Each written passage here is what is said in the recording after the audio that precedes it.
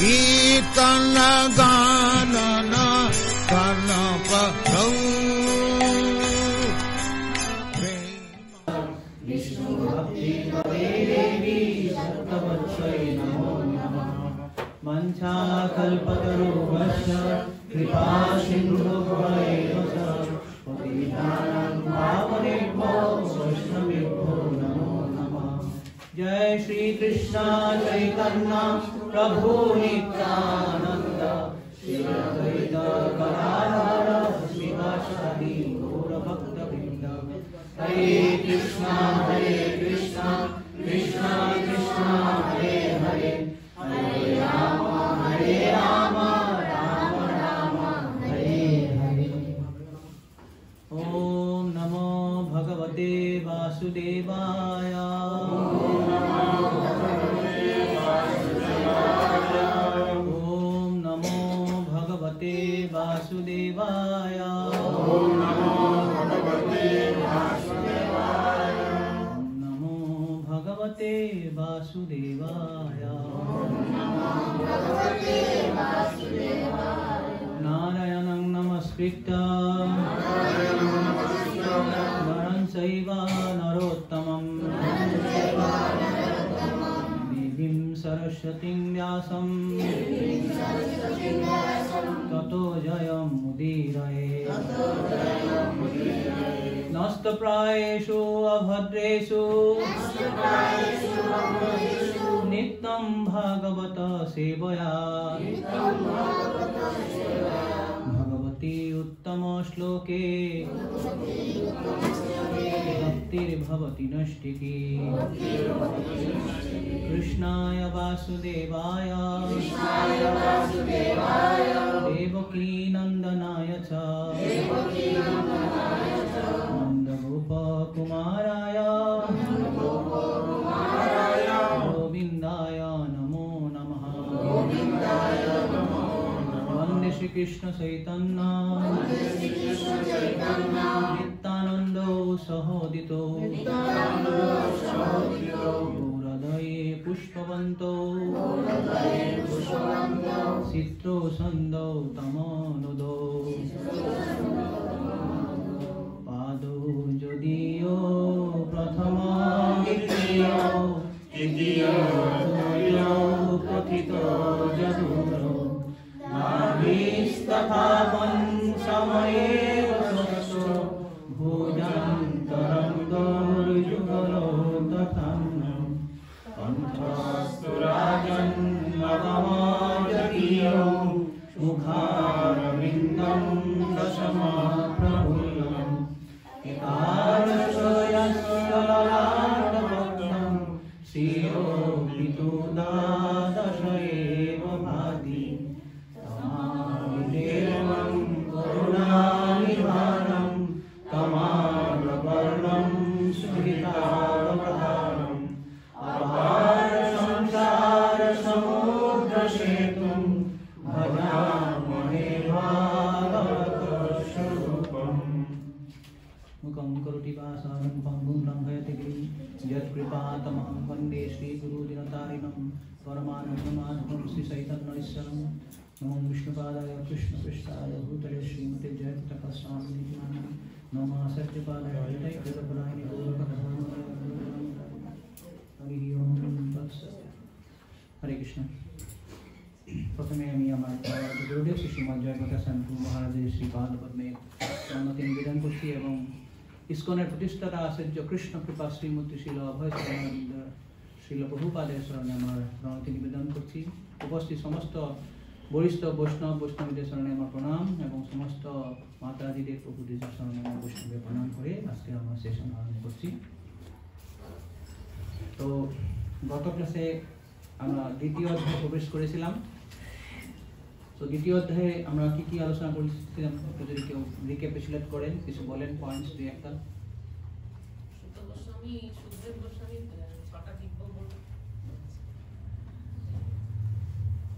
সুত গোস্বামী সুখদেব গোস্বামীর মঙ্গলাচরণ করেছিলেন প্রথমে মুখে। ওগুলো মনে আছে কি কি আপনার আলোচনা করেছিলাম? সবার হৃদয়ে প্রবেশ করতে পারেন।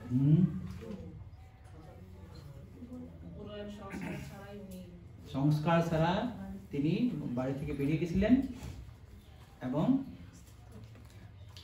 সমস্ত সংসারী লোকদের করুণার জন্য তিনি শ্রীমদ্ ভাগবতম প্রকাশ করেছিলেন। আর ছিল এবং যশানুভাবম অখিল শ্রুতিসারম একম, তিনি সেই ভাগবত নিজের উপলব্ধ জ্ঞান, নিজের অনুভবের সঙ্গে সেটা উপলব্ধি করে সেটা আমাদের কাছে প্রকাশ করেছিলেন। তারপর যশানুভাবম অখিল শ্রুতিসারম একম অধ্যাত্ম দীপম অতিতির শতাম তমন্ধম, এই যে তম অন্ধকারে আচ্ছন্ন জড় জগতের থেকে উদ্ধারকারী জীবদের করুণার জন্য সেটা তিনি বলেছিলেন। এবং কি বলেছিলেন আরেকটা গুণ, গুরুম মুনিনাম, তার অর্থটা সমস্ত মুনিদের তিনি গুরু, এমনকি তিনি তার পিতৃদেব, তার গুরু ছিল ব্যাসদেব, এবং সেই ব্যাসদেবের গুরু অর্থাৎ তার পরম গুরুদেব নারদ মুনিরও গুরু। শ্রীমদ্ ভাগবত এমন সুন্দরভাবে তিনি হৃদয়ঙ্গম করেছিলেন যে সমস্ত মুনিদের তিনি গুরু হয়েছিলেন। তো এইভাবে সুত গোস্বামী তার গুরুদেব শ্রীল সুখদেব গোস্বামীর অনুসরণ করেছিলেন, প্রশংসা করেছিলেন।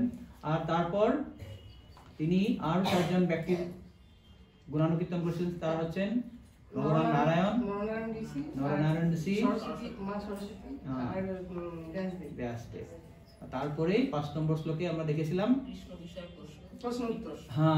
প্রশ্নোত্তর নয়, তিনি প্রশংসা করেছিলেন, অভিনন্দন জানিয়েছিলেন, যে প্রশ্নকর্তা তাদেরকে অভিনন্দন জানিয়েছিলেন।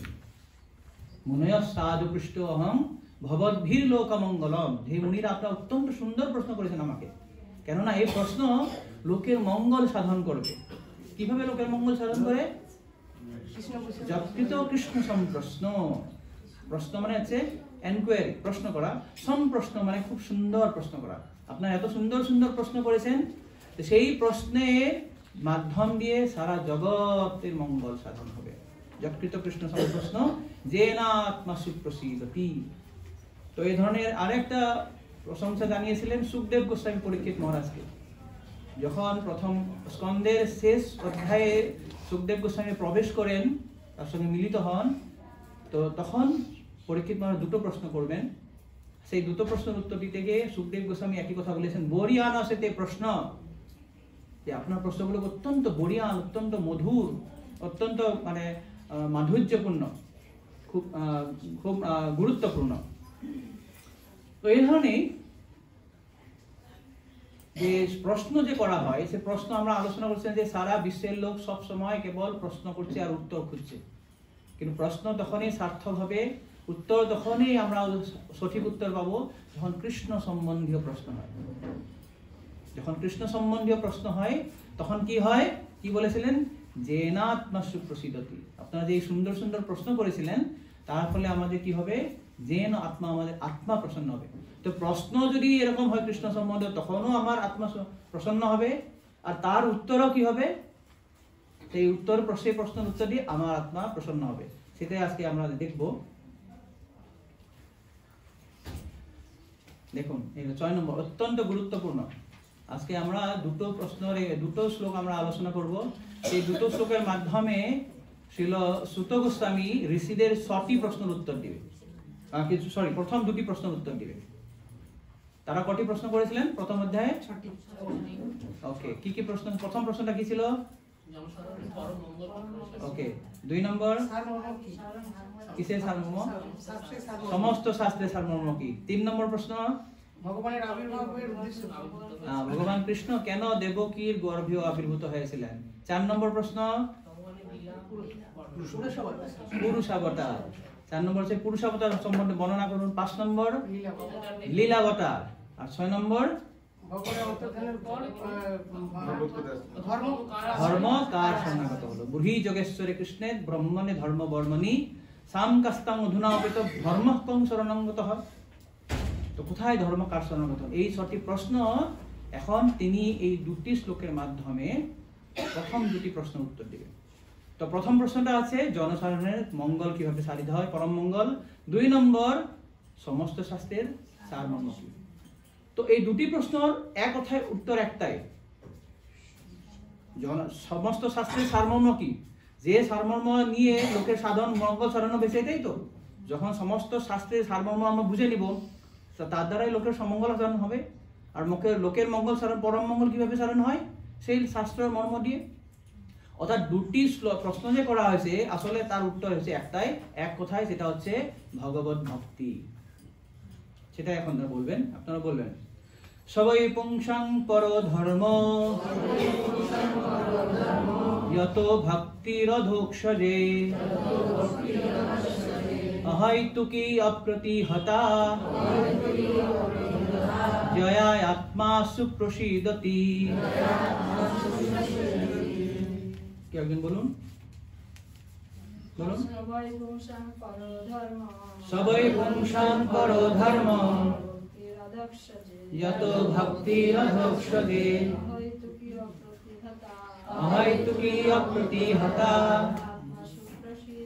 জয়াত্মা সুপ্রসীদতি। অত্যন্ত গুরুত্বপূর্ণ। সমগ্র পুরো ভাগবতের মধ্যে এটা একটা অত্যন্ত গুরুত্বপূর্ণ শ্লোক। আপনারা সবাই মনে করার চেষ্টা করবেন, আমাদের প্রচারে অনেক সুবিধা হয়। সবই, স মানে হচ্ছে সেই, বই মানে সার্টেনলি, অবশ্যই। সেটা অবশ্যই কি? অবশ্য পুংসাং, সমস্ত মানব জাতির জন্য, সমস্ত মানুষের জন্য। কি বলছেন? যত যত ভক্তির অধোক্ষজে,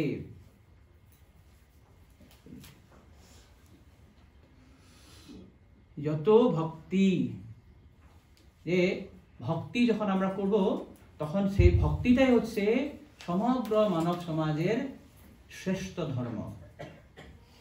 শ্রেষ্ঠ ধর্ম, পরধর্ম। পরধর্ম মানে হচ্ছে শ্রেষ্ঠ ধর্ম। পরধর্ম মানে শ্রেষ্ঠ ধর্ম। কার প্রতি ভক্তি করব? অধোক্ষজে। অধোক্ষজ মানে হচ্ছে কৃষ্ণের একটা নাম, অধোক্ষজ। অক্ষজ, অক্ষ মানে হচ্ছে আঁখ, চোখ। জ মানে হচ্ছে জন্ম নেওয়া। চোখ থেকে যা কিছু আমরা দেখতে পাই, এখানে অক্ষ মানে যদিও চোখ, তার অর্থ হচ্ছে সমস্ত আমাদের ইন্দ্রিয়। তো ইন্দ্রিয়জাত যা সমস্ত আমাদের জ্ঞান, সেটাকে বলা হয় অক্ষজ। আর অধোক্ষজ মানে হচ্ছে অধ অক্ষজ, যেটা আমাদের ইন্দ্রিয় জ্ঞানের অতীত, বাইরে, ঊর্ধ্বে, সেটাকে বলা হয় অধোক্ষজ, অধ অক্ষজ। তো সাধারণত আমরা ইন্দ্রিয়র মাধ্যম দিয়ে বিভিন্ন ধরনের জ্ঞান, নলেজ আমরা পাই। চোখ দিয়ে দেখি, কান দিয়ে শুনি, জিভ দিয়ে টেস্ট করি, তাই না? ত্বক দিয়ে আমরা স্পর্শ করি। এগুলো হচ্ছে আমার জড় ইন্দ্রিয়। তো জড় ইন্দ্রিয়র মাধ্যম দিয়ে যেসব জ্ঞান, সেটাকে বলা হয় অক্ষজ জ্ঞান বা অক্ষজ। আর অধোক্ষজ শব্দের অর্থ হচ্ছে যেটা জড় ইন্দ্রিয়ের অতীত, অর্থাৎ যে জ্ঞানটা আমাদের জড় ইন্দ্রিয়ে কখনো গোচরীভূত হন না, যেটা আমাদের বুঝতে পারি না, সেটাই বলা হয় অধোক্ষজ। তো এই অধোক্ষজ সম্বন্ধে আরো ভক্তি রসামৃত সিন্ধু গ্রন্থে পদ্মপুরাণ থেকে শ্রীল রূপ গোস্বামী একটা খুব সুন্দর শ্লোক তিনি কোট করেছেন। 1.2.234 অতঃ শ্রীকৃষ্ণ নামাদি ন ভবেৎ গ্রাহ্যমিন্দ্রিয়ৈ সেবন্মুখে হি জিহ্বাদৌ স্বয়মেব স্ফুরত্তদ। অতঃ শ্রীকৃষ্ণ নামাদি, যে শ্রীকৃষ্ণের নাম আদি, নাম আদি মানে সে নামকে শুরু করে, নামকে আদি করে। শ্রীকৃষ্ণের নাম, গুণ, লীলা, পরিকর, এই সমস্ত কৃষ্ণ সম্বন্ধীয় যত সব আছে, তার ধাম, তার বাসি, তার গাভী, যত সমস্ত আছে, এই সম্বন্ধে আমার কি হয় না? অতঃ শ্রীকৃষ্ণ নাম আদি ন ভবেৎ গ্রাহ্যম ইন্দ্রিয়ৈ, আমাদের ইন্দ্রিয়র মাধ্যম দিয়ে তাকে কখনো গ্রাহ্য করা যায় না, অর্থাৎ আমরা বুঝতে পারবো না, আমাদের গোচরীভূত হয় না। কিন্তু কিভাবে তাহলে আমরা বুঝতে পারবো? সেবন মুখেই হি জিহ্বাদৌ, যখন আমরা সেবা করব। কিভাবে সেবা করব? জিহ্বাকে দিয়ে শুরু করে, জিহ্বা দিয়ে। আমাদের যে বিভিন্ন ধরনের ইন্দ্রিয়গুলো আছে, এই ইন্দ্রিয়গুলোকে যখন আমরা কৃষ্ণের সেবায় নিযুক্ত করব, প্রথমে বলছে জিহ্বাদৌ, জিহ্বাকে দিয়ে শুরু করে। জিহ্বার কি কাজ আছে? কটি কাজ আছে জিহ্বার? দুটো কাজ। একটা বলা, কথা বলা, ভাইব্রেট করা, আর একটা হচ্ছে স্বাদ নেওয়া। তো এই জন্যই জিহ্বাটা হচ্ছে সব থেকেই দুরন্ত, খুব খুব খুব দুর্দমনীয়। এটাকে কন্ট্রোল করা, নিয়ন্ত্রণ করা খুব কঠিন, কেননা দুটো কাজ, বাকিগুলো ইন্দ্রিয়ের একটা একটা কাজ আছে। তার জন্য ভক্তি বিনোদ ঠাকুর বলেছেন, তার মধ্যে জিহ্বাতি লোভময় সুদূরমতি, অত্যন্ত কঠিন জীবকে কন্ট্রোল করা। তো এই জীবকে যখন আমরা কৃষ্ণ সেবায় লাগাবো কিভাবে? আমরা কৃষ্ণর কথা বলে। জিভে কি কথা বলতে চাই, তাকে কৃষ্ণ কথা বলা লাগিয়ে দাও, কৃষ্ণর গুণানুকীর্তন করো। কৃষ্ণ জীব খেতে চাই, তাকে কৃষ্ণ প্রসাদ দাও। তো এইভাবে যখন আমরা কৃষ্ণ প্রসাদ গ্রহণ করব আর কৃষ্ণের নাম, কৃষ্ণর গুণানুকীর্তন যখন করব, তখন কি হয়? আস্তে আস্তে অন্যান্য ইন্দ্রিয়গুলি নিয়ন্ত্রিত হবে। তার ফলে ভগবান আমার হৃদয়ে প্রকাশিত হবে। স্বয়মেব স্ফুরত্তদ, অটোমেটিক্যালি স্বয়ংক্রিয়ভাবে ভগবানের জ্ঞান, দিব্য জ্ঞান, বৈকুণ্ঠর জ্ঞান হৃদয়ে প্রকাশিত। স্বয়মেব স্ফুরতি অদহ, অটোমেটিক্যালি আমাদের হৃদয়ে প্রকাশিত হবে। তো এই জন্যই এই যে অধক্ষ ভগবান কৃষ্ণের প্রতি যে আমার ভক্তি, সেটা যখন আমরা করব, সেটা হচ্ছে পরধর্ম। শ্রীল বিশ্বনাথ চক্রবর্তী ঠাকুর এই পরধর্মকে বলেছে সাধনা ভক্তি। সাধনা ভক্তি করে তারপরের লাইন যেটা হচ্ছে যত ভক্তির অধক্ষ, যে সেই অধক্ষ ভক্তির অধক্ষ সে হচ্ছে প্রেম ভক্তি। আমরা সাধনা ভক্তির থেকে শুরু করে আমরা প্রেম ভক্তিতে যেতে পারি। যেমন একটা কাঁচা আম থেকে পাকা আম পাওয়া যায়, দুটোই আম। তো এখানে যে বড় ধর্ম কথা বলেছেন, তিনি বলেছেন পরধর্মের অর্থটা হচ্ছে সাধনা ভক্তি, আর তারপরে সাধনা ভক্তির থেকে আমরা ভাব ভক্তি হয়ে প্রেম ভক্তি যেতে পারি। এরপরে হচ্ছে অহৈতুকী, খুব গুরুত্বপূর্ণ। অহৈতুকী, অহৈতুকী মানে কি? ভক্তি কিভাবে করতে হবে? বলছে অহৈতুকী করতে হবে এবং অপ্রতিহতা। অহৈতুকী কথার অর্থ হচ্ছে যার কোনো হেতু নেই, কোনো কারণ নেই, উদ্দেশ্য নেই। আনমোটিভেটেড এন্ড আনইন্টারাপ্টেড। অহৈতুকী মানে আনমোটিভেটেড, তার কোনো মোটিভ নেই, আমার কোনো উদ্দেশ্য নেই, এবং আনইন্টারাপ্টেড মানে হচ্ছে অপ্রতিহতা। এটা আমরা আরো বিস্তারিত আলোচনা করব আজকে। তো এটা হচ্ছে যে অহৈতুকী মানে কোনো কারণ ছাড়া আমি ভক্তি করছি, আমার কোনো হেতু লাগবে না, আমার কোনো উদ্দেশ্য নেই, চাওয়া পাওয়া নেই কৃষ্ণের কাছ থেকে। আর অপ্রতিহতা মানে নিরবচ্ছিন্ন ভাবে আমি ভগবানের ভক্তি করবো। এমন নয় যে আজকে আমি হরিনাম করছি আর এক সপ্তাহ করে, আজকে 16 মালা করে নিলাম, বাস হয়ে গেল, আর এক সপ্তাহ করে 16 মালা করবো, এইভাবে হয় না। ভক্তি নিরবচ্ছিন্ন হতে হবে, নিরবচ্ছিন্ন। তো এইটা হচ্ছে সাধারণ একটা ডেফিনেশন, সাধারণ ব্যাখ্যা। কিন্তু আচার্যরা এই শ্লোকটার বিভিন্ন ধরনের ব্যাখ্যা করেছে। আজকে আমরা একটা দলগত কাজ করবো, এখানে একটা গ্রুপ ওয়ার্ক, আমরা একটা গ্রুপ ওয়ার্ক করবো। সব দিন একটা এক ঘরে জ্ঞানী ক্লাস হয়, তো আজকে একটা আলাদা ধরনের কাজ করবো, আপনাদের মধ্যে কিছু আলোচনার বিষয় দিব। তো আমাদের আত্মা তখনই সন্তুষ্ট হবে যখন আমরা অহৈতুকী এবং অপ্রতিহতা ভক্তি করার চেষ্টা করব। যদি আমার চাওয়া পাওয়া থাকে, তাহলে আমার ভক্তিটা শুদ্ধ হবে না। তো শ্রীমদ্ ভগবত গীতাতে 7ম অধ্যায়ে 16 নম্বর শ্লোকে বলেছেন, কারো শ্লোকটা মনে আছে? সেটা ভগবত গীতা 7.16 শ্লোক। ভগবত গীতার 7.16 শ্লোক কি? 4 ধরনের ভক্তির কথা বলা হয়েছে, অন্য কেউ বলবে না, বলো। 4 ধরনের ব্যক্তি ভগবানের ভজনা করে। এইটা আমি হাত দিয়ে দেখিয়ে দিয়েছি, জানো তুমি শ্লোকটা? চতুর্বিধা ভজন্তে মাং জনা সুকৃতি অর্জুন আর্ত জিজ্ঞাসু অর্থার্থী জ্ঞানীশ ভরতর্ষভ। 4 ধরনের লোক ভগবানের ভজনা করে। কি ভজনা করে? আর্ত, আর্ত মানে যার কিছু দুঃখ আছে, কষ্ট আছে, ক্লেশ পেয়েছে, তো এই দুঃখের জন্য, ক্লেশের জন্য, তাপের জন্য কি করে? কৃষ্ণের শরণাপন্ন হয়। He takes shelter of the lotus feet of Krishna. Krishna শরণাপন্ন হচ্ছে, সেটা হচ্ছে আর্ত।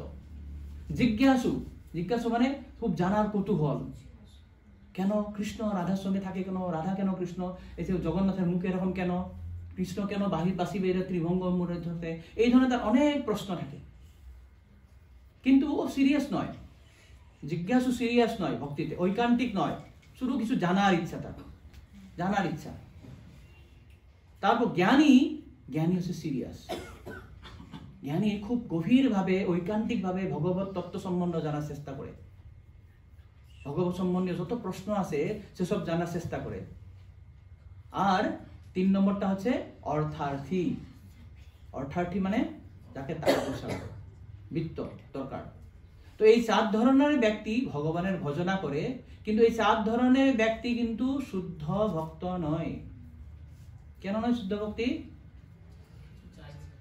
কেন শুদ্ধ ভক্ত নয়? শুদ্ধ ভক্তি করছে না কেন? তাদের বাসনা আছে, উদ্দেশ্য আছে, চাওয়া পাওয়া আছে।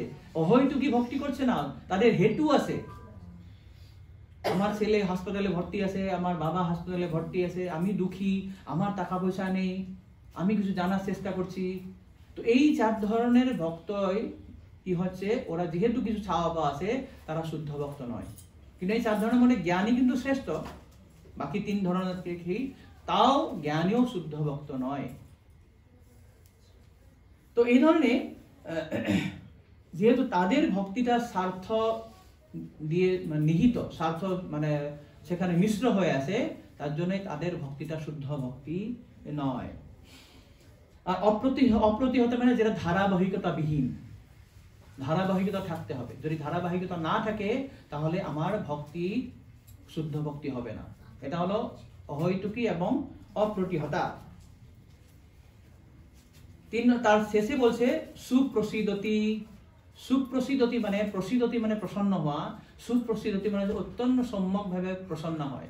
তো জীব যখন ভগবান অধোক্ষজ বা কৃষ্ণের প্রতি অহৈতুকী এবং অপ্রতিহতা ভক্তি করবে, তখন তার আত্মা প্রসন্ন হবে। তো এর আগের শ্লোকে বলেছেন, কি বলা আছে? জেনা আত্মা সুপ্রসিদতি। যে আপনি যে কৃষ্ণের সম্বন্ধে প্রশ্ন করছেন, প্রশ্নগুলো দিয়ে আমার মন আনন্দ হয়ে গেছে, ভর্তি হয়ে গেছে। এখন যে উত্তর হবে, উত্তরগুলো খুব আনন্দ। এই উত্তর যেখানে বলেছেন যে এইভাবে যদি আমি পরধর্ম, শ্রেষ্ঠ ধর্ম যখন করব, তখন আমার আত্মা সন্তুষ্ট হবে। এখন প্রশ্ন হয় যে অনেক ভক্ত ইসকনে জয়েন হয়েছে, অনেক বছর হয়ে গেছে, 10 বছর, 15 বছর, 20 বছর, 25 বছর, তাও বলছেন প্রভু আমি ভক্তি করে শান্তি পাচ্ছি না, আনন্দ নেই। কেন আনন্দ পাই না? এতদিন ধরে আমি জপ করছি, সাধন ভজন করছি, কেন আনন্দ হয় না? যদি বলেছেন যে আমি কৃষ্ণের যদি ভজনা করলেই যদি আমার আনন্দ পাওয়া দরকার, জয়া আত্মা সুপ্রসিদ্ধতিতে, আমি প্রসন্ন হচ্ছি না কেন? তার কারণ হচ্ছে আমার মোটিভেশন বা মোটিভটা বা আমার উদ্দেশ্যটা এবং আমার যেটা ধারাবাহিকতা ভক্তিতে, সেটা আমার ঠিকঠাক নয়। আমার উদ্দেশ্য আছে কিছু, আমার ভক্তি উদ্দেশ্যবিহীন নয়। তার জন্য আমাকে যদি এতদিন ভক্তি করার পরেও যদি আমি প্রসন্ন হচ্ছি না, তাহলে আমাকে চেক করতে হবে what is my motive and what is my intention and what is my consistency, ধারাবাহিকতা আমার আছে কিনা। তো আমি ভক্তিতে অগ্রগতি করে আনন্দ পাওয়া নির্ভর করবে আমি কতটা, আমার উদ্দেশ্য বা অভিপ্রায়ের শুদ্ধতা কতটা। আমার যদি অভিপ্রায় আছে আমি ভক্তি করছি কিন্তু আমাকে টাকা পয়সা লাগবে, বেশি করে গাড়ি লাগবে, মায়াপুরে একটা বাড়ি লাগবে, একটু জমি কিনবো, হ্যাঁ, আমার মেয়েটাকে একটা ভালো ভক্তের সঙ্গে বিয়ে দিব, বিভিন্ন ধরনের চাওয়া পাওয়া দিয়ে যদি আমি ভক্তি করছি, তাহলে সেটা অহৈতুকী ভক্তি নয়। আর আমার যদি ভক্তিতে ধারাবাহিকতা না থাকে, তো আমাদের জন্য এই ভক্তিতে আনন্দ পাওয়ার, প্রসন্ন হওয়া নির্ভর করবে আমার অভিপ্রায়ের শুদ্ধতার উপর এবং আমার যে প্রচেষ্টার ধারাবাহিকতার উপর। দুটো জিনিস, অহৈতুকী অপ্রতিহতা, বুঝে নেবেন এটা। অহৈতুকী মানে হচ্ছে হেতু নেই। এখন আমার অভিপ্রায়টা কি হেতু আছে? আমি যে ভক্তি করছি আমাকে নিজে প্রশ্ন করা দরকার, আমি যে এতদিন ভক্তি করছি আমার ভক্তিতে কি হেতু আছে কি না হেতু নেই? আমি কি অহৈতুকী ভক্তি করছি না আমি কিছু চেয়েছি? আমার কিছু বাসনা আছে নাকি? আমার মনের পিছনে কিছু বাসনা আছে কি? যদি আমার মনের পিছনে বাসনা আছে, আমি যত ভক্তি করলে আমি শান্ত হব না, প্রশান্ত হব না। আর যদি আমি ভক্তিটা যদি কনসিস্টেন্টলি করছি না, তাহলে আমার মনে প্রশান্তি হবে না। তাই বলা হয়েছে স্যাটিসফ্যাকশন ইন ভক্তি and advancement in bhakti depends on the purity of the intent and consistency in our attempt. আমি যে ভক্তি করছি, যে ভক্তি করাতে আমার যে ইন্টেনশন, আমার যে অভিপ্রায়, আমার যে বাসনা, সেটা কতটা শুদ্ধ, এবং আমি ভক্তিতে যে প্রচেষ্টা করছি সেটা কত ধারাবাহিক, কনসিস্টেন্টলি করছে কিনা। নিরন্তর আমি ভক্তি করতে হবে, একদিন করলাম, 10 দিন করলাম না, 1 মাস করলাম, 2 মাস করলাম না, সেইভাবে আমার ভক্তিতে প্রসন্ন হব না। এটা খুব গুরুত্বপূর্ণ। তো এখন খুব গুরুত্বপূর্ণ এই যে এটা হচ্ছে সাধারণ ব্যাখ্যা অহৈতুকী অপ্রীতিহতা। এখন শ্রীল বিশ্বনাথ চক্রবর্তী ঠাকুর আর বিভিন্ন আচার্য এটার উপরে বিস্তারিত বর্ণনা করেছেন।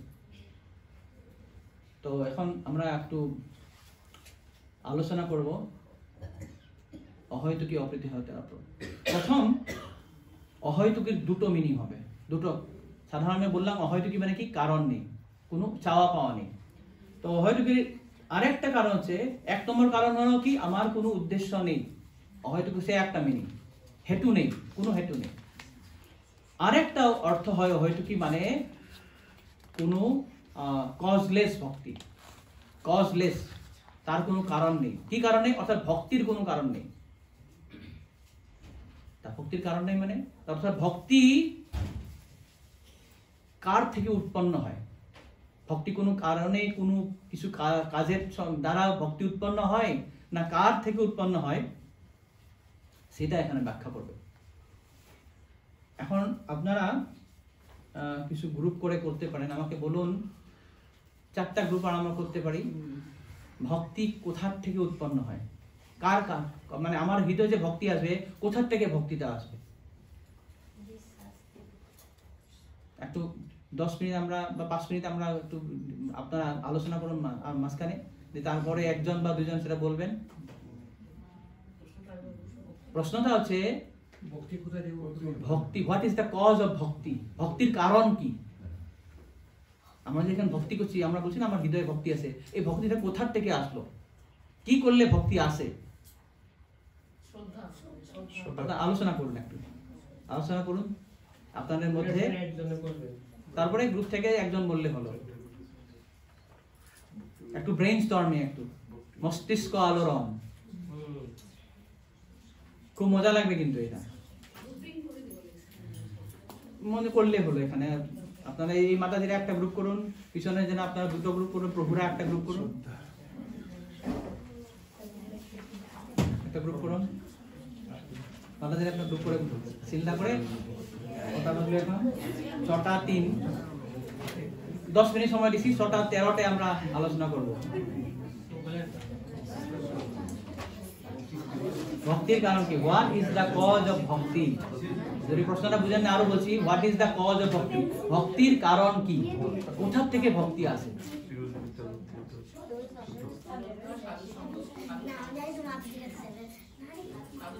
আমাকে এখন বলতে হবে, 6টা 13টে জিজ্ঞাসা করবো, একটা গ্রুপকে আমি জিজ্ঞাসা করবো।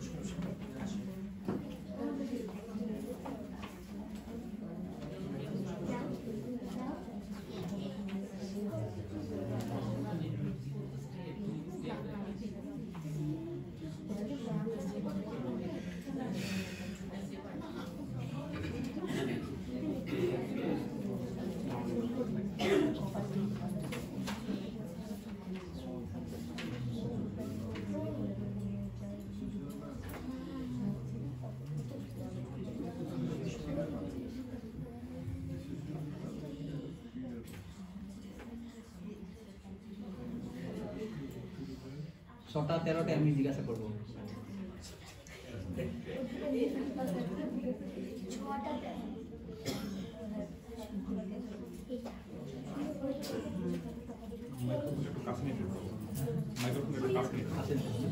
কম শোনা যাচ্ছে।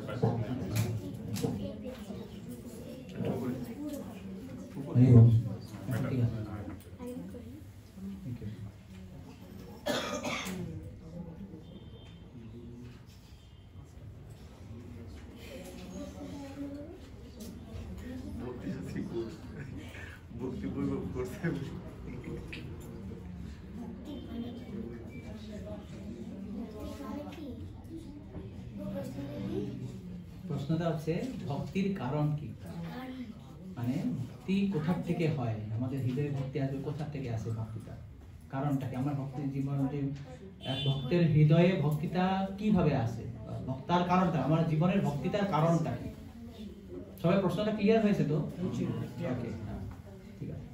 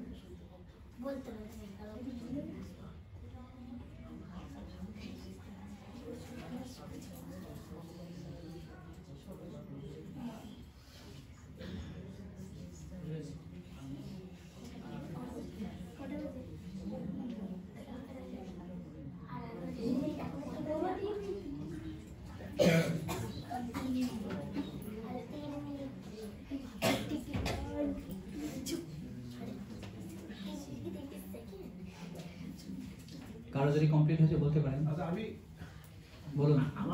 আমি একটু ফুল অফ সেন্স অ্যাকচুয়ালি আমার তো ভক্তিটা অ্যাকচুয়ালি আমার ভক্তিটা এই মানে শাস্ত্র জ্ঞান বা কিছু আপনার অন্তঃসঙ্গ এইগুলা থেকে উৎপত্তি হয়েছে কি তা আমি জানি না, কিন্তু আমার উৎপত্তি হয়েছে আমি চিন্তা কৰিছিলাম what is the world, what is the অত ডেঞ্জাৰ, পৃথিৱী গোটেই জগতে জ্বালা যন্ত্ৰণা, অত জ্বালা যন্ত্ৰণা, আৰু আমি চিন্তা কৰিছোঁ মানুষটো অকল কেউ খাই শুই পতাই না, পৃথিৱীখন কি না, আগে আমরা এতে আলোচনা করি ভক্তির কারণটা কি, তারপরে আমরা অন্যটা দেখব। আপনি বলতে চাইছেন যে আমি এইগুলা চিন্তা করি, আমি এইগুলা চিন্তা করি, আমি মানে পার পাচ্ছেন না, কুল পাচ্ছেন না, মন্দিরে আসলাম, মন্দিরে সাধু সঙ্গ হলো। ওকে, আপনাদের হয়েছে মাতাজি না বাকি আছে? মনি, আচ্ছা বলো মনি।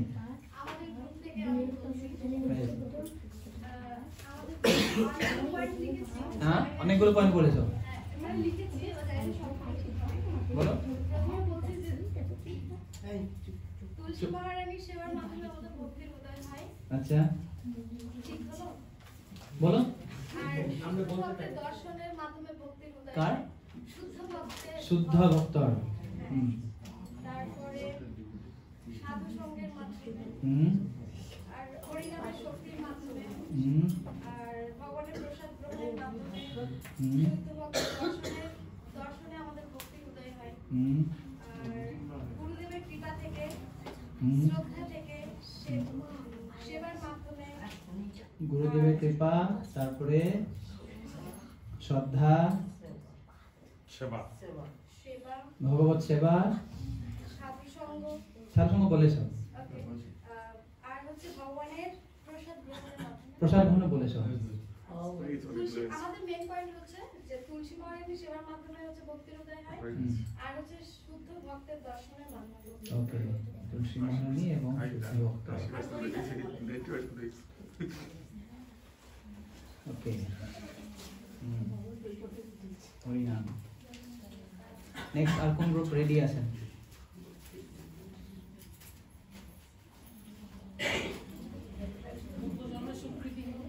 পূর্বজন্মের স্বীকৃতি। পূর্বজন্মের স্বীকৃতি কিভাবে হয় জানেন তো?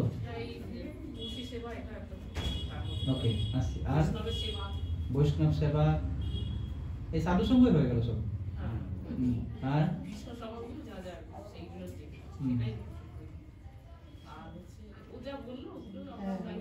কমন, এগুলো কমন আছে। ওকে, প্রোগ্রাম আপনি কি কি আপনার পয়েন্টস পাইনি কিছু আপনাদের? ভক্তিটা উদয় হয় বহু, ভক্তিটা উদয় হয় আপনি যেমন আজকে আমরা পাঠ করতেছি, আমার ভিতরে যদি ভক্তি না থাকতো আমি এই ক্লাসের মধ্যে আসলাম না। হ্যাঁ, প্রশ্নটা আছেন আপনার হৃদয়ে ভক্তি কোথা থেকে আসলো? আমার হৃদয়ে ভক্তি এইসব অনুষ্ঠান, এইসব পাঠ, ভাগবত পাঠ, গীতা পাঠ, ভগবানের সামনে গিয়া ভগবানকে প্রার্থনা করা, হ্যাঁ, এবং বৈষ্ণবের সাথে বিভিন্ন জায়গায় আপনার গিয়া প্রচার করা, ওইসব বিষয় থেকে আমার আস্তে আস্তে আস্তে আস্তে আমার ভক্তিটা উদয় হয়। মোটামুটি মানে সাধু সঙ্গ করেই আমার এই ভক্তিটা এসছে। ওকে, একই সাধু সঙ্গ কমন হচ্ছে। আর মাতাজিদের বলুন কি আছে? ওই পয়েন্টগুলো আমরাও লিখেছি। এই পয়েন্টগুলো আপনারা লিখেছেন, সাধু সঙ্গ, বৈষ্ণব সেবা, শুদ্ধ ভগবতী, ভগবানের সেবায় যুক্ত হওয়ার মাধ্যমে মালা গাঁথা, যেটা মাতাজিরা করেন, মালা কিন্তু ভগবানকে পড়ার মধ্যে একটা ভক্তির ভাব আছে। বিগ্রহ সেবা, বিগ্রহ সেবা, বিগ্রহের সেবা, ওকে, বিগ্রহ দর্শন। দর্শন, খুব ভালো। এখন আমরা দেখি শ্রীল বিশ্বনাথ চক্রবর্তী ঠাকুর খুব মজার এক্সপ্লেনেশন দিয়েছে, খুব দারুণ, খুব লাভিং এক্সপ্লেনেশন। কি বলছেন দেখুন। প্রথমেই যে অহৈতুকীর দুটি অর্থ, এক হচ্ছে উদ্দেশ্য রহিত, আনমোটিভেটেড, আমরা ভগবানের ভক্তি করব কোনো উদ্দেশ্য ছাড়া, এটা হচ্ছে একটা অর্থ অহৈতুকীর। 2 নম্বর অর্থটা হচ্ছে কোনো কারণ ছাড়া, কজলেস, অর্থাৎ ভক্তির কোনো কারণ নেই। এই যে আমরা সব আলোচনা করলাম, শ্রীল বিশ্বনাথ চক্রবর্তী এক্সপ্লেন করেছেন এইসব ভক্তির কারণেই নয়। কিভাবে ভক্তির কারণ নয়? তিনি বলেছেন যে সাধু সঙ্গ, আপনারা সবাই বলেছেন সাধু সঙ্গ, সাধু সঙ্গ করলে ভক্তি হয়। তিনি বলেছেন সাধু সঙ্গ ভক্তির কারণ নয়। হ্যাঁ, আমরা সবাই জানি সাধু সঙ্গ করলে ভক্তি হয়। কেন ভক্তির কারণ নয়?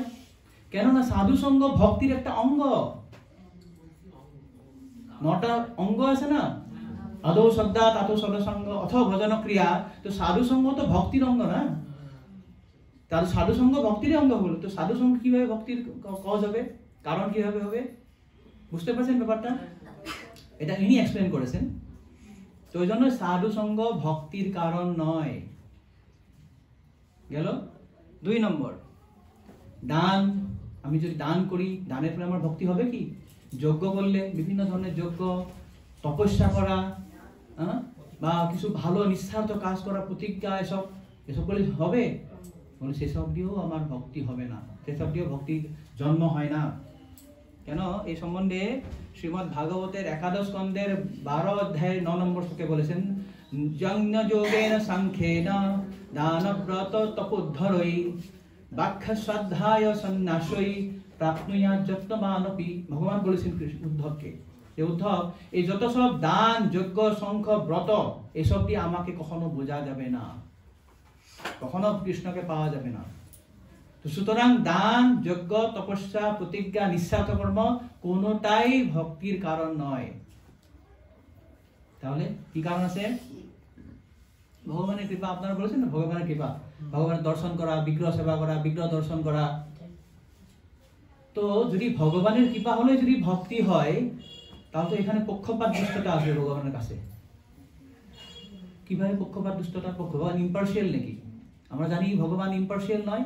সমহং সর্বভূতেষু নমে দেশস্তি ন প্রিয়ঃ। ভগবান বলছেন আমি কারো প্রতি পক্ষপাত করি না। তো যদি ভগবান পক্ষপাতিত্ব করে না, তো ভগবানের কৃপা যদি আমার ভক্তি হয়েছে, তার মানে আমার প্রতি ভগবানের কৃপা হয়েছে, আপনার প্রতি ভগবানের কৃপা হয়নি। আপনি ভক্ত হয়ে গেলাম, আপনি ভক্ত হলেন না, তাহলে ভগবান পক্ষপাত দুষ্ট, ভগবান পক্ষপাতিত্ব করছেন। সুতরাং ভগবানের কৃপায় ভক্তির কারণ নয়। বুঝতে পারছেন? আবার বলেন। যদি বলি ভগবানের কৃপাতে আমার ভক্তি হয়েছে, তাহলে ভগবানের কৃপা তো সবার উপরে থাকবে না। ভগবান তো পক্ষপাতহীন, পক্ষপাতিত্বহীন। ভগবানকে একে ভালোবাসবে একে ভালোবাসবে না, এরকম তো নয়। গীতাতে বলেছেন না, সমহং সর্বভূতেষু, আমি সকলেরই প্রতি সমান। যদি ভগবান সকলের প্রতি সমান হয়, তো সকলকে ভক্তি কৃপা করা দরকার, সকলেই ভক্ত হওয়া দরকার। যদি কৃপা, ভগবানের কৃপায় যদি ভক্তি জন্ম হয়, তাহলে সবাই ভক্ত হওয়ার দরকার ছিল। তাহলে এখানে যদি ভগবানের কৃপায় ভক্তির কারণ হয়, তাহলে ভগবানকে পক্ষপাতিত্ব দোষে দূষিত করা হবে। তার জন্য বিশ্বনাথ চক্রবর্তী বলেছেন যে ভগবানের কৃপাও ভক্তির কারণ নয়। বুঝা গেল? তারপর শুদ্ধ ভক্তের কৃপা। আমরা জানি শুদ্ধ ভক্ত, সবাই বলেছেন না শুদ্ধ ভক্তের কৃপায় আমার ভক্তি হয়। তো তিনি বলেছেন শুদ্ধ ভক্তের কৃপাও ভক্তি হয় না। কেন?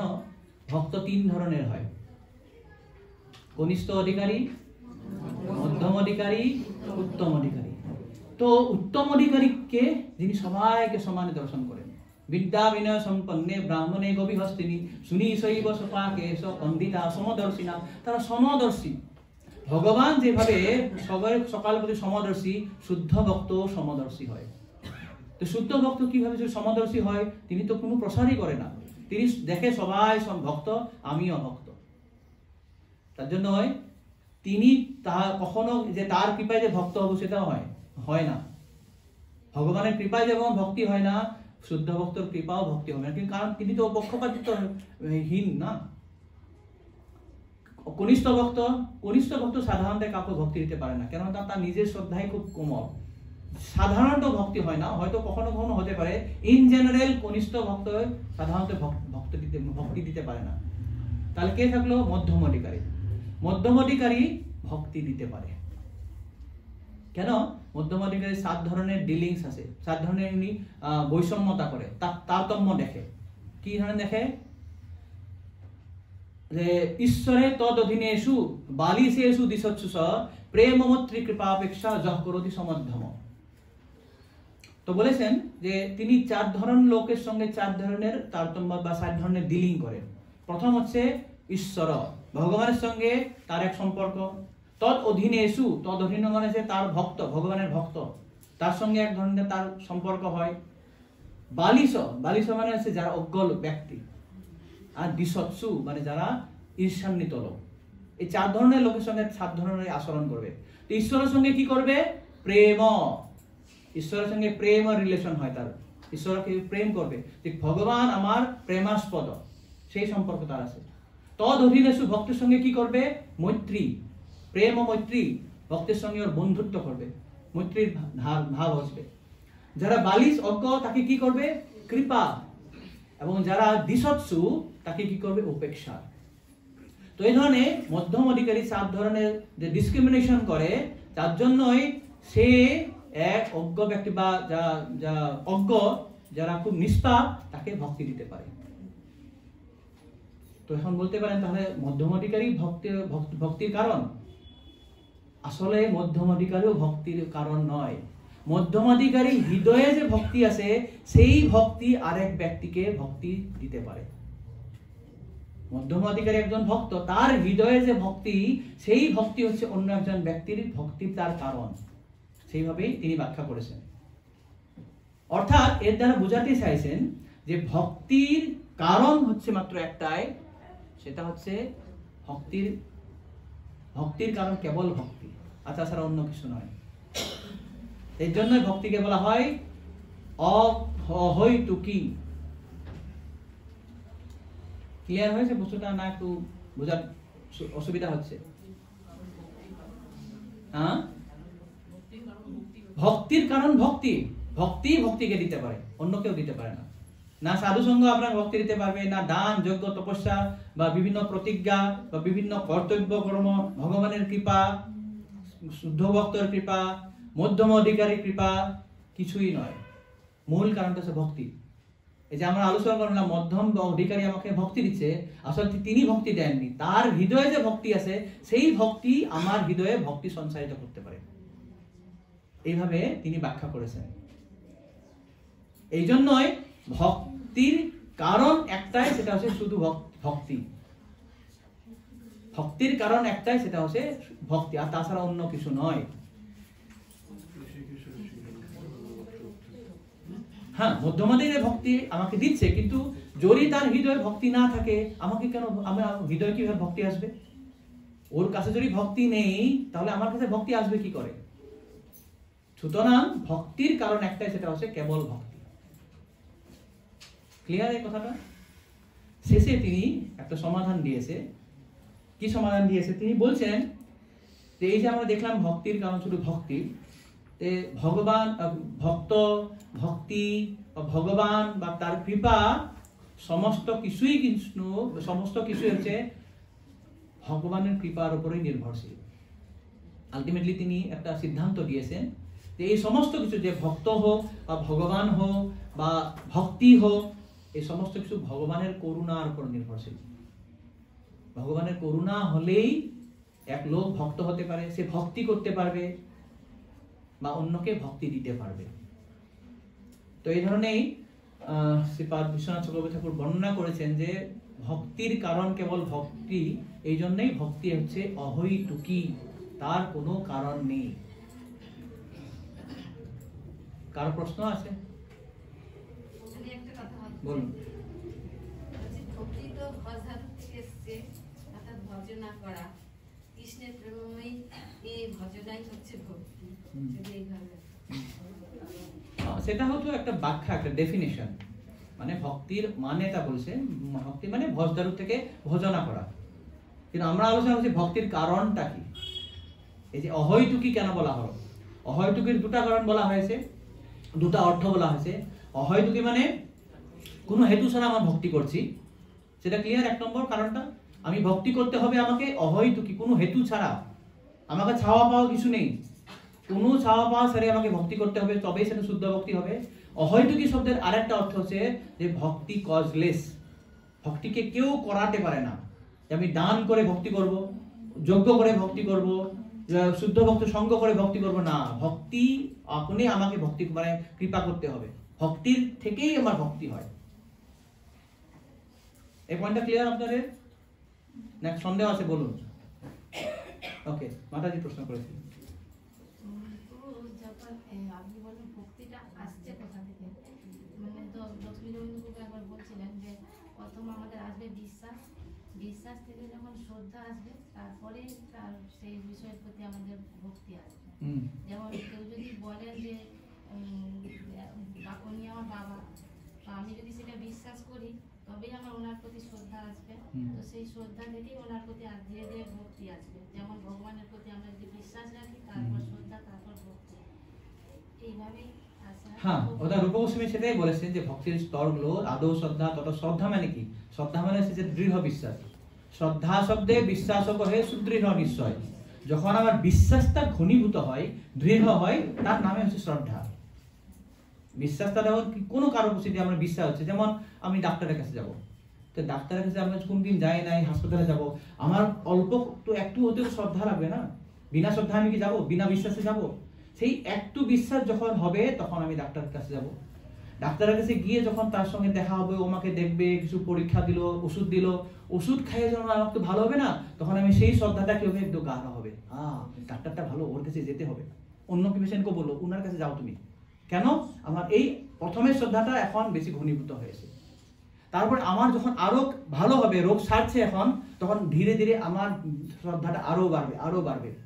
তো এইভাবে ভক্তির যে প্রথম স্তর, শ্রদ্ধা থেকে যে প্রেম, এটা আসলে ঘনীভূত শ্রদ্ধা। প্রেম আলাদা কিছু নয়। প্রথম অবস্থায় যে শ্রদ্ধা ছিল, সেটা কি এখন যখন একদম ক্রমান্বয়ে শেষে যে একদম ঘনীভূত হয়ে যাবে, সেটা হচ্ছে প্রেম। দুধ যেমন জাল দেওয়া হয়, আপনার বাড়িতে জাল দেন না, জাল দিতে দিতে দিতে দিতে দিতে দিতে শেষে কি হয়ে যায়, একদম ক্ষীর হয়ে যায়, সেই তরল দুধটা কি হয়ে যায়, একদম গোটা হয়ে যায়, হ্যাঁ, সেটা হচ্ছে ক্ষীর। সে একই শ্রদ্ধা যখন ঘনীভূত হয়ে হয়ে হয়ে হয়ে শেষে যেটা হবে সেটাকে বলা হয় প্রেম। প্রেম আলাদা কিছু নয়, অর্থাৎ যার প্রেম আছে তার অটল শ্রদ্ধা আছে। এটা অনেকে বলে, যেমন পিরামিড, পিরামিড আপনারা জানেন, পিরামিড দেখেছেন তো, পিরামিড নিচেরটা এরকম হয় ত্রিশঙ্কু টাইপের। তো পিরামিড যতটাই বাড়বে বা যত উপরে যাবে তত নিচুটা বড় হয়ে যায়, অর্থাৎ আমি যত ভক্তিতে এগোবো আমার শ্রদ্ধাটা তত বড় হয়ে যাবে। তো এই হিসাবে সেটা ঠিক আছে, কিন্তু এটা বিশ্বনাথ চক্রবর্তী ঠাকুর তিনি আরো গভীরে গিয়ে ব্যাখ্যা করেছেন যে এই ধরন আসলে ভক্তিটা এই ভক্তির থেকেই আসে, ভক্তির কারণ কেবল ভক্তি।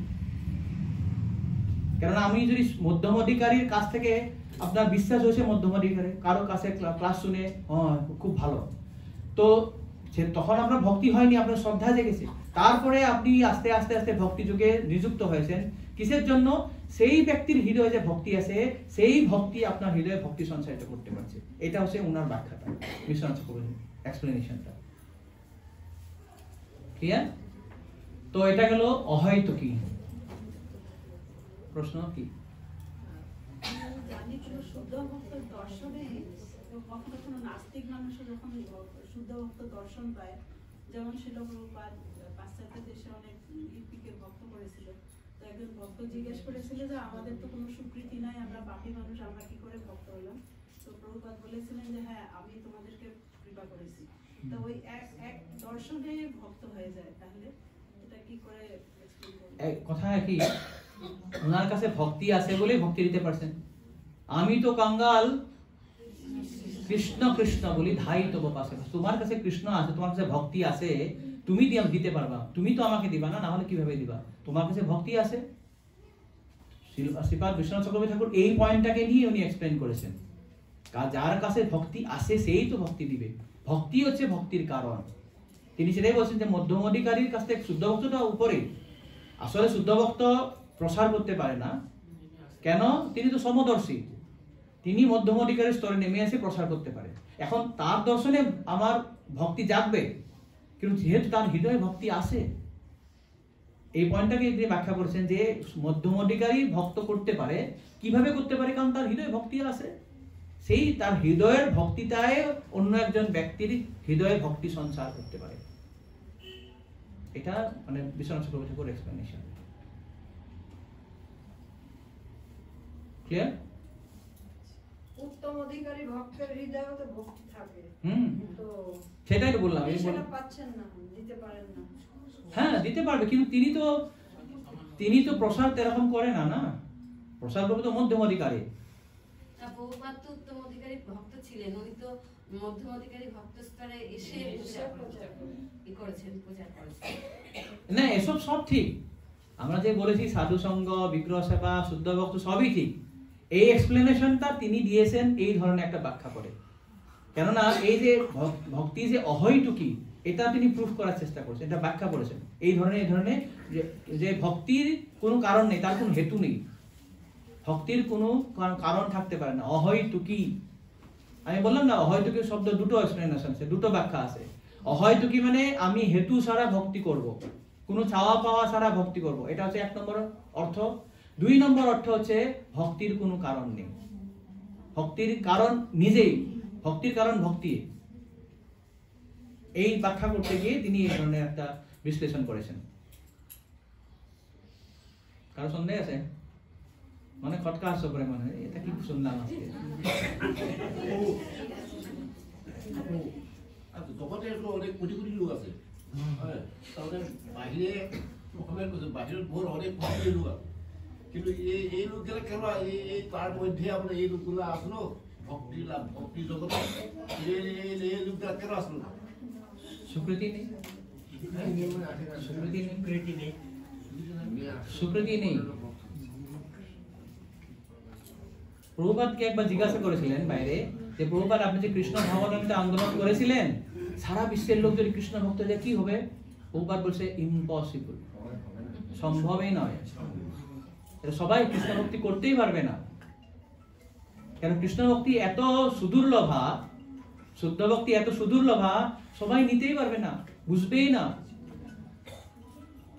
আচ্ছা, একটা স্কুলে যখন ছাত্ররা ভর্তি হয়, ক্লাস 1 ক্লাস 2, ধরুন 100 জন বাচ্চা ভর্তি হয়েছে, সেই 100 জন বাচ্চার মধ্যে সবাই কি ডাক্তার, সবাই কি ইঞ্জিনিয়ার হয়ে যাবে? না, 2-4 জন হয়তো ডাক্তার হবে, 2-4 জন ইঞ্জিনিয়ার হবে, 2-4 জন আইএএস অফিসার হবে, কোনো ক্লাসে হবেই না। এক পুরো ক্লাসেই গাধা, ওই ধরুন 3rd গ্রেড 4th গ্রেড কিছু এমপ্লয়ি হয়ে চলবে, ওরকম। কেন এটা হয়? সেই স্বীকৃতি নেই। স্বীকৃতি কিভাবে করব? স্বীকৃতি কিভাবে উৎপন্ন হবে? আমরা এই অধ্যায় 16 থেকে 21 নম্বরে পুরো স্টেপগুলো দেখব, কিভাবে স্বীকৃতি হয়। স্বীকৃতি হয়, স্বীকৃতিও দিবে, ভক্তই স্বীকৃতি দিবে। যেমন প্রভুপাদ বলেছিলেন না, তোমাদের কোনো স্বীকৃতি নেই, আমি তোমাদেরকে স্বীকৃতি দিয়েছি। যার জন্যই আমাদেরকে প্রসার করতে হয়। যে মহাপ্রভু বলেছেন, প্রভুপাদ যে বলেছেন আমাকে প্রসার করতে হবে, কেননা যখন ভক্ত বাইরে বেরিয়ে যাবে, ভক্ত দর্শন করে তার স্বীকৃতি হবে, ভক্তকে সেবা করে তার স্বীকৃতি হবে। ভক্ত একটা বই নিল, গ্রন্থ বিতরণ করছে, সে কেউ গ্রন্থটা নিয়েছে, গ্রন্থটা নেওয়ার পরবর্তীতে সে টাকা দিয়েছে, সেটা ভক্তের সেবা করা হলো। তো এটাও বিশ্বনাথ চক্রবর্তী ঠাকুর ব্যাখ্যা করবে। আমরা জানি ভক্তিতে কয়টা অঙ্গ আছে, কয়টা স্তর আছে, 9টা। বিশ্বনাথ চক্রবর্তী ঠাকুর সেটা 14টা স্তরে ভাগ করে দেখাবে, আমরা দেখছি পরবর্তীতে। এই দ্বিতীয় অধ্যায়ের 16 থেকে 21 নম্বর শ্লোকে আমরা দেখব কিভাবে তিনি ভক্তিকে 14টা স্তরে ভাগ করেছেন। এটা বিশদ ব্যাখ্যা হবে আমাদের, আমরা আসবো তো পরে। তো এটা দেখলাম আমরা অহৈতুকী। এখন দেখব অপ্রতিহতা।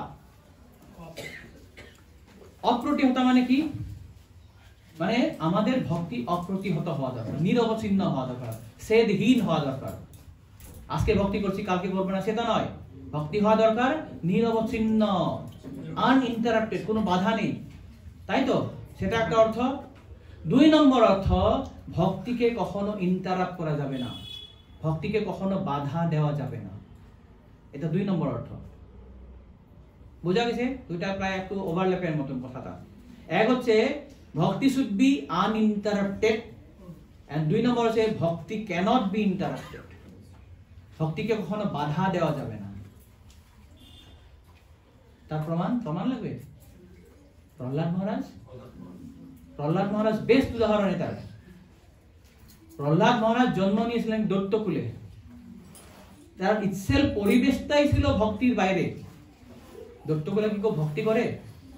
দৈত্যকুলে জন্ম হওয়া সত্ত্বেও কোনো শুদ্ধ ভক্ত হয়ে গেলেন তিনি। ভক্তির প্রথম যে মূল জ্ঞানগুলো পেয়েছিলেন মায়ের গর্ভে থেকে।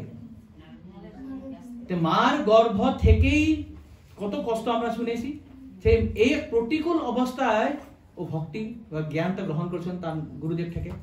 তো এই প্রতিকূল অবস্থাও তাকে ভক্তি থেকে সরাতে পারেনি। জন্মের পর তার বাবা হিরণ্যকশিপু কত না তার চেষ্টা করেছে তাকে মারার জন্য, মোর দেন 100 মিনস, কত শ উপায়, এই দিয়ে করো, হাতির নিচে করো, বিষধর সাপের মধ্যে গুলো তেলে পুড়িয়ে মারো, পাহাড় থেকে ফেলে দাও, সমুদ্রে ফেলে দাও, কত কষ্ট চেষ্টা করেছে।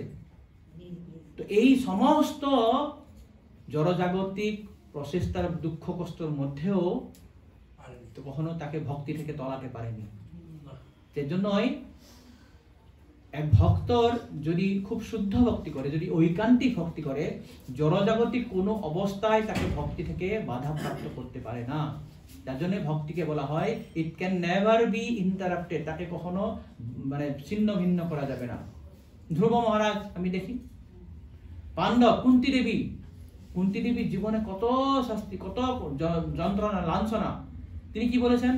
বিপদসন্তু তা সস্যৎ তত্র তত্র জগৎগুরু ভবতো দর্শনম যৎসাৎ ও পুনর্ভব দর্শনম। তার আগে তিনি লিস্ট দিয়েছেন পুরো কৃষ্ণকে, যে কত আমাদের জীবনে কষ্ট গেছে।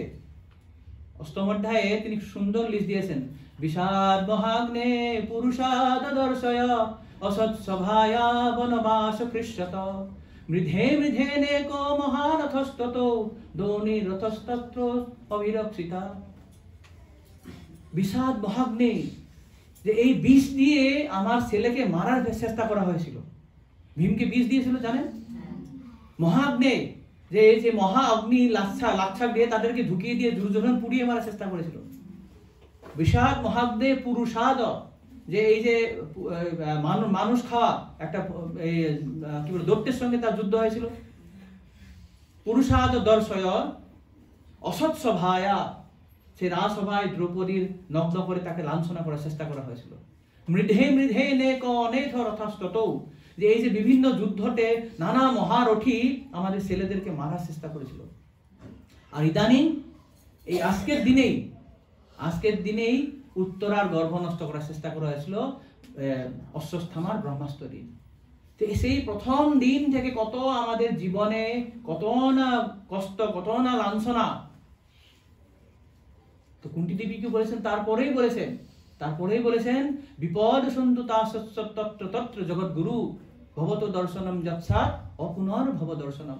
হে কৃষ্ণ, আমার জীবনে যে এসব বিপদ, সেটা আমাকে ওয়েলকাম করি। কেউ করবে এরকম? অন্য লোক আমার জীবনেই কেন এত কষ্ট হবে? কত দুর্গপূজায় আমি কত কি দিয়েছি, ইস্কনে কত টাকা পয়সা দিলাম, কত লাইফ মেম্বার করে দিয়েছি, কত না করেছি, আমার জীবনে এটা হবে। কিন্তু শুদ্ধ ভক্ত লক্ষণ কি? এই যে কত না জড়জাগতিক বাধা প্রাপ্ত হয়েছে, তো কিন্তু কুন্তী দেবী বিক্ষিপ্ত হয়নি, বিচলিত হয়নি। তিনি বলছেন এই বিপদগুলো কি হবে? বিপদগুলো হবে আমার ভক্তিতে এগিয়ে যাওয়ার একটা আহিলা। যত বিপদ আসবে ততই আমি আপনার স্মরণ করব। আর আপনার স্মরণ করলে, আপনার দর্শন করলে কি হয়? ভবতা দর্শনম অপুনর ভব দর্শন। আপনার দর্শন করলে আমার আর কখনো এই ভবসাগর দর্শন করতে হবে না। এই হচ্ছে ভক্তের মনোভাব। পাণ্ডব কত কষ্ট পেয়েছে। পাণ্ডবর কষ্ট দেখে আমরা নবম অধ্যায়ে দেখব,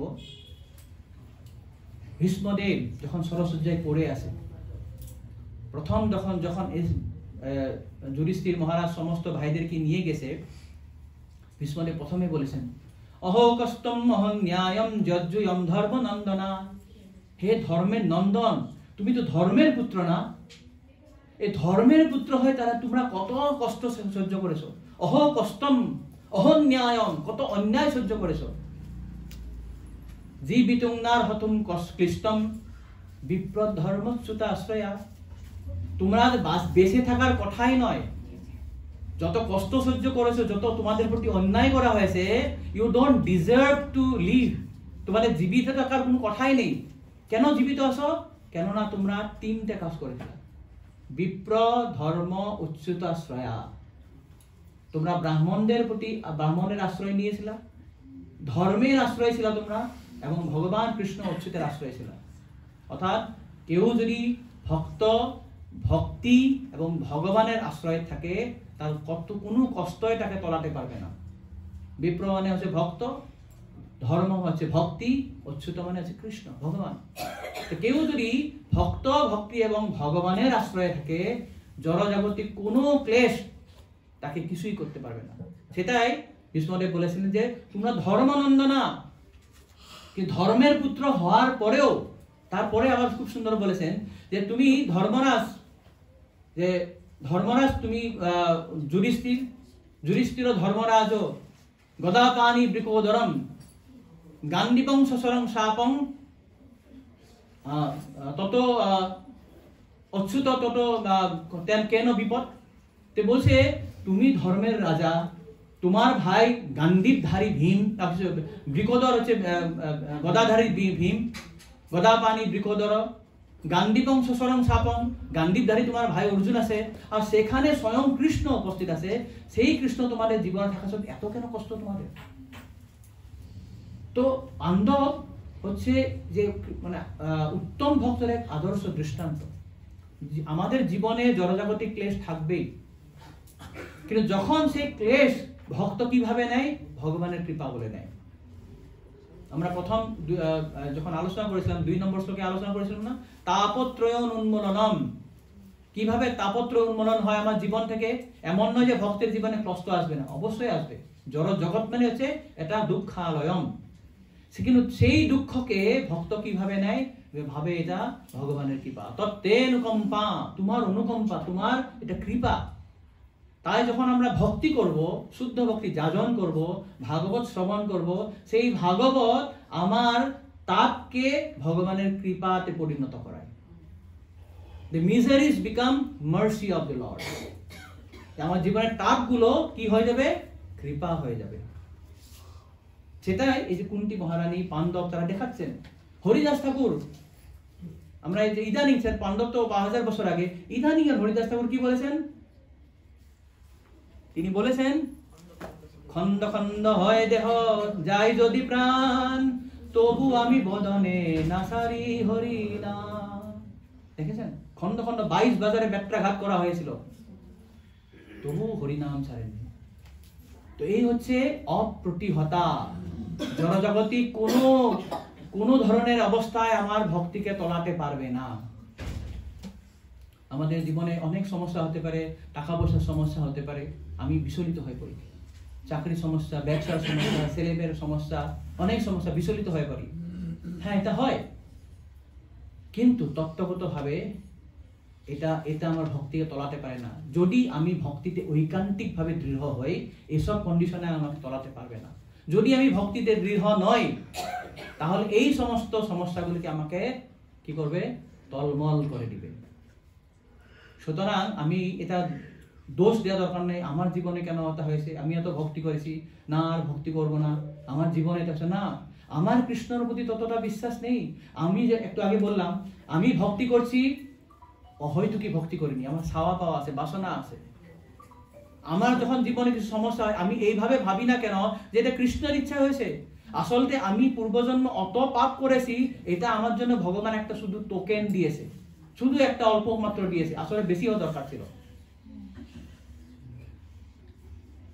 তো এইভাবে যদি আমি ভাবি, তাহলে আমার জীবন আনন্দে পরিপূর্ণ। জয়া আত্মা সুপ্রসিদ্ধতি, তখনই আমার আত্মা প্রসন্ন হবে।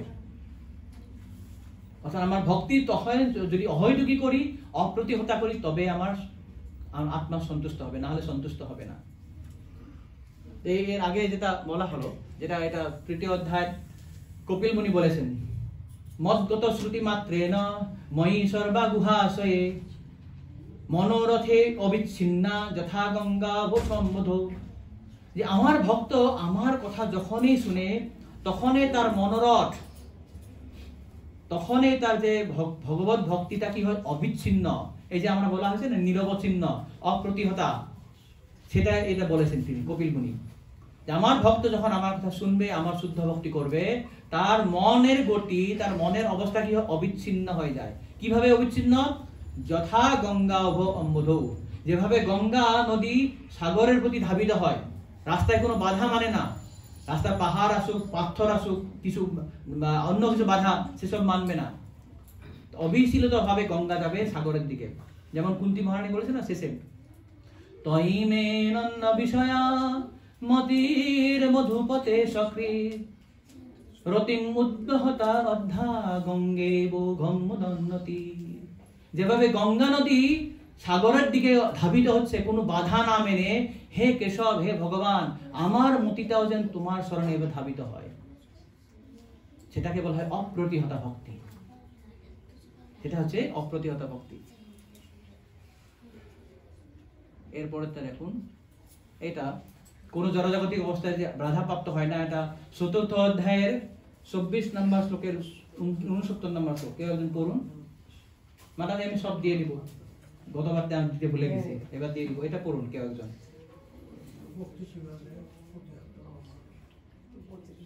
এই যে বাইরের তা, এটা মানে স্বীয় কর্তব্য কর্মে, স্বীয় কর্তব্য কর্মে যুক্ত থাকা সত্ত্বেও কেবলমাত্র পরমেশ্বর ভগবানের উদ্দেশ্যে প্রার্থনা নিবেদন করার মাধ্যমে পূর্ণতা প্রাপ্ত হওয়া যায়। জীবনের প্রকৃত উদ্দেশ্য হচ্ছে ভগবানের ভক্ত হওয়া। মানুষ কোন সামাজিক স্থিতিতে রয়েছে তাতে কিছু আসে যায় না, তাতে কিছু যায় আসে না। তা তিনি ব্রাহ্মণ, ক্ষত্রিয়, বৈশ্য, শূদ্র, আমেরিকান, ইংরেজ, ভারতীয় ইত্যাদি যাই হন না কেন, তিনি যে কোনো স্থানে এবং যে কোনো অবস্থায় ভগবানের উদ্দেশ্যে প্রার্থনা নিবেদন করে ভগবত ভক্তি সম্পাদন করতে পারেন। কেউ যদি অত্যন্ত নিকৃষ্ট স্থিতিতেও থাকেন, তিনিও যে কোনো পরিস্থিতিতেই ভগবত ভক্তি সম্পাদন করতে পারেন। যে সম্বন্ধে বলা হয়েছে অহৈতুকী অপ্রতিহতা, ভগবত ভক্তি কোনো জাগতিক পরিস্থিতির দ্বারা প্রতিহত হতে পারে না। প্রভুপাদ এটা একদম ক্লিয়ার বলেছেন এখানে।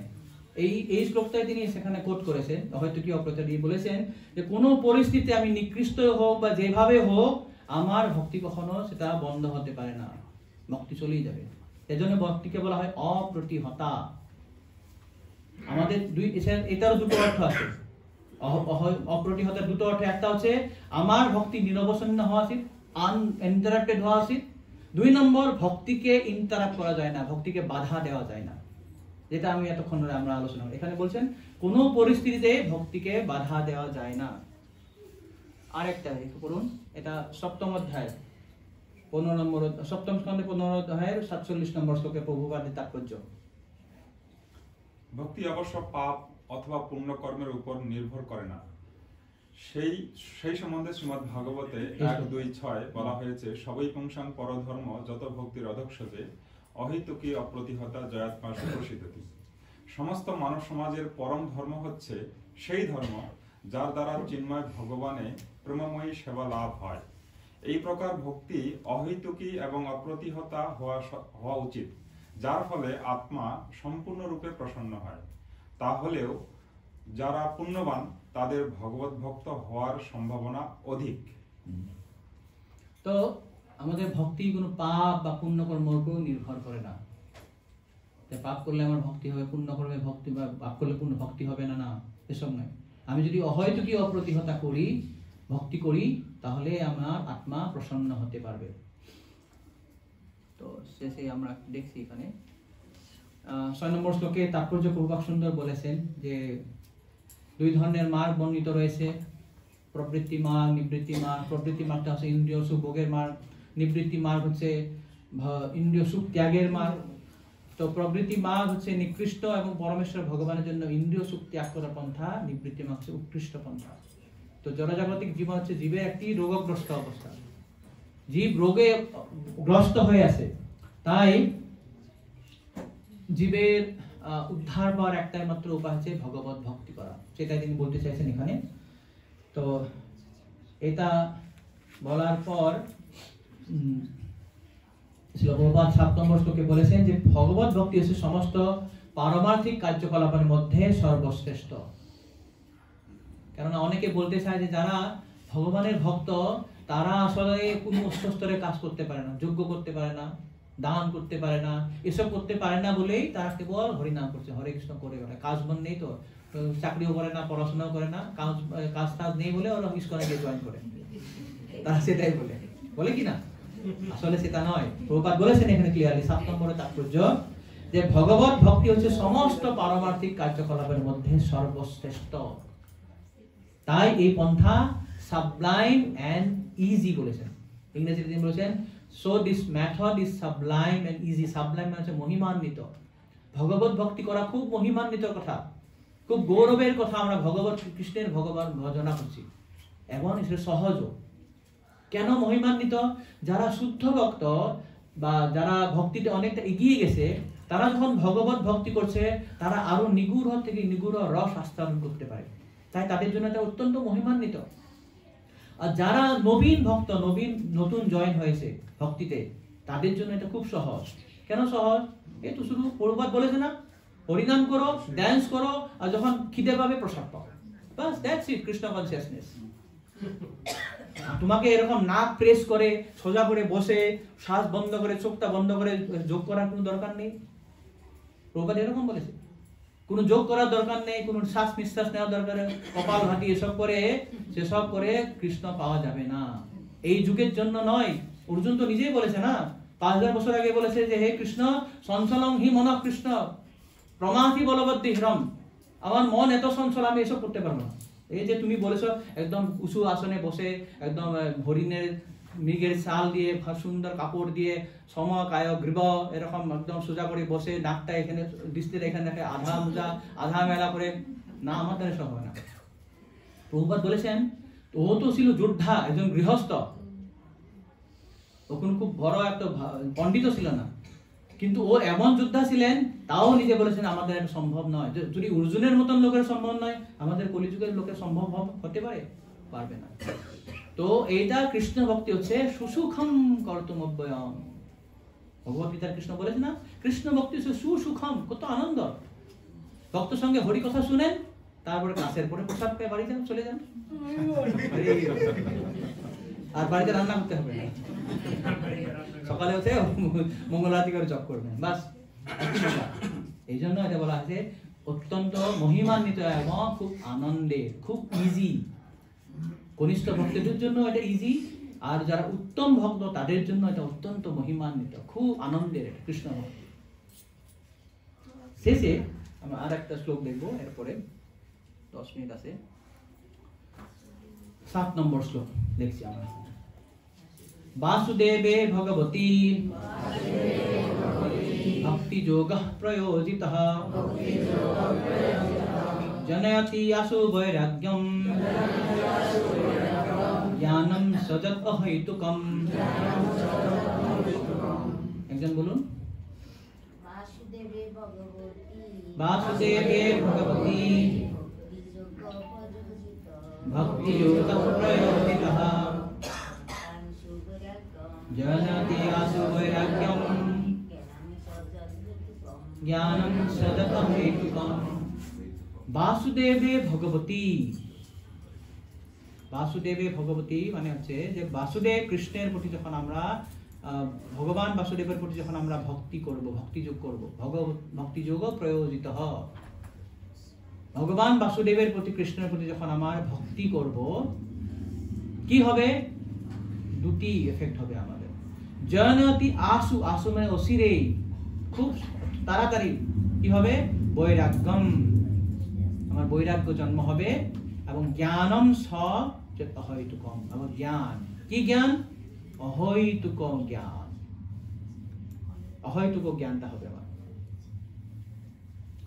আমরা আপনাদের অনেকে যদি ছিলেন, মনে আছে আমরা ভাগবত মাহাত্ম্য আলোচনা করেছিলাম। তো ভক্তি দেবীর দুটি সন্তান আছে, দুটি ছেলে। কি কি? জ্ঞান আর বৈরাগ্য এখানে বলেছেন। দেখুন, জনয়তি আশু বৈরাগ্যম, ভক্তির থেকেই দুটো সন্তান জন্ম হয়, সেটা হচ্ছে জ্ঞান এবং বৈরাগ্য।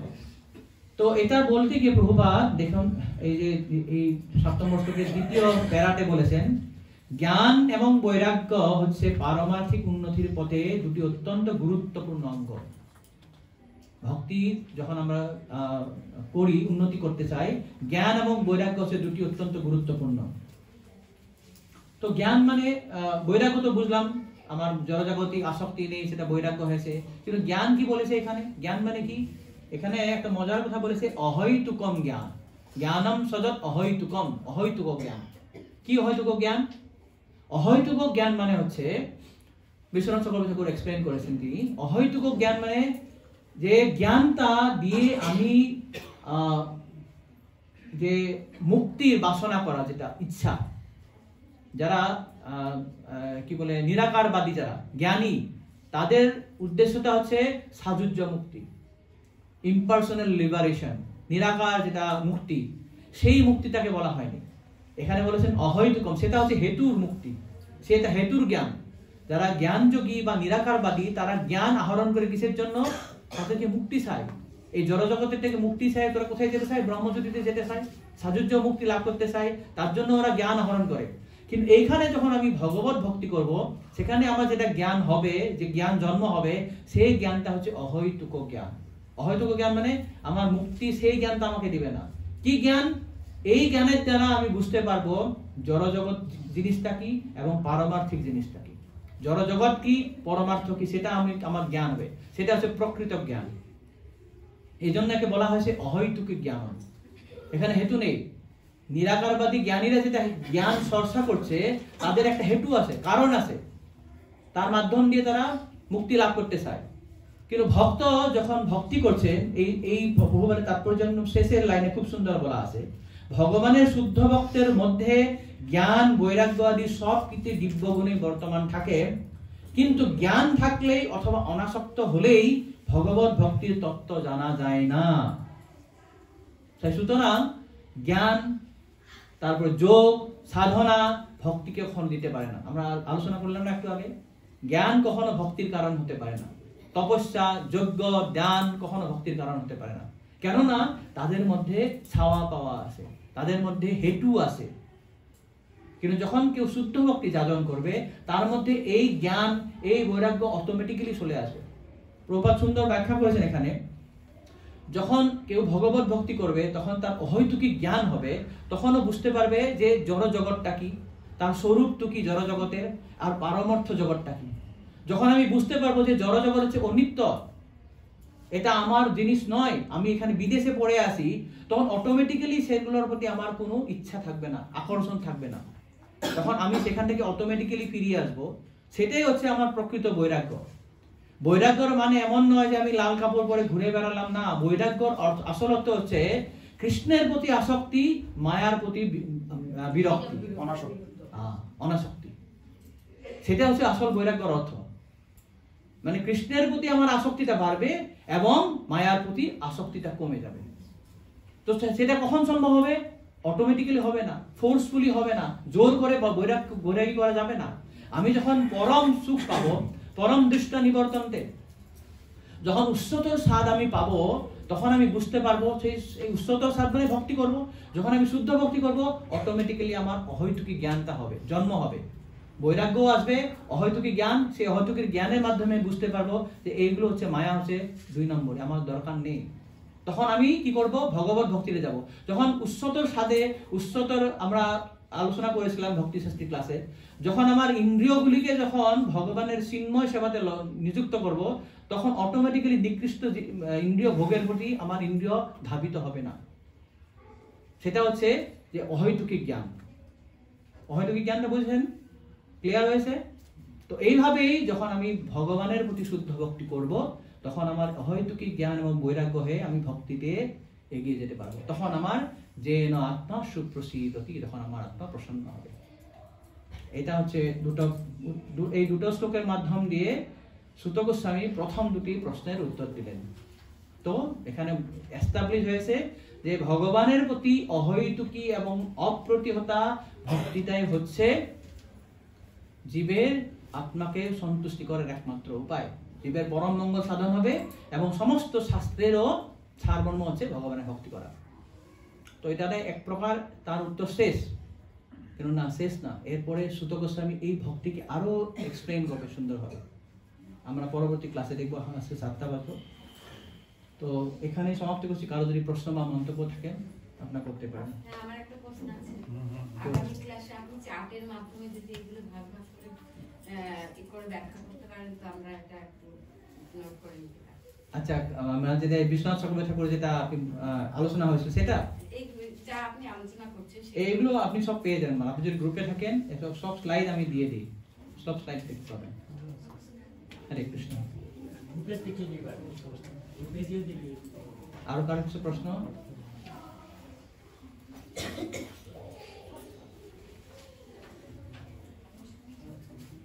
কনসেপ্টটা একটু কঠিন হয়েছে নাকি আজকে?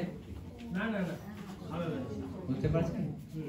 আমার প্রবলেম প্রকৃতি কি বস্তু আমি এটা জানলাম না। আপনার এক্সট্রা টিউশন দিতে হবে।